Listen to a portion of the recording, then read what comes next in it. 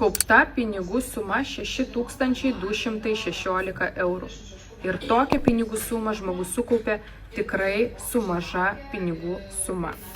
Tai reiškia, dar kartelį rodo, kad mūsų fondai dirba puikiai. Labai gerai, jisai kaupė po 35 eurus, čia yra realiai labai maža, minimali vos ne įmoka ir jisai taupė daug metų tiek, tada taupė po 60 truputį ir po to tik paskutinius metus, va šį mėnesį, rugsėjo mėnesį bus metai, kaip taupo po 80.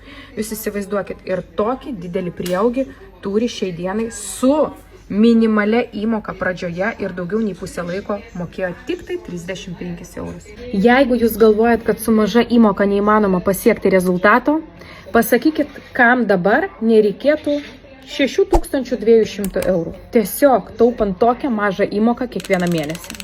Aš manau, kad kiekvienas tokią sumą pasimtumėm, kažkur išleistumėm, investuotumėm, ar nusipirktumėm kelionę, ar turėti tiesiog juodai dienai.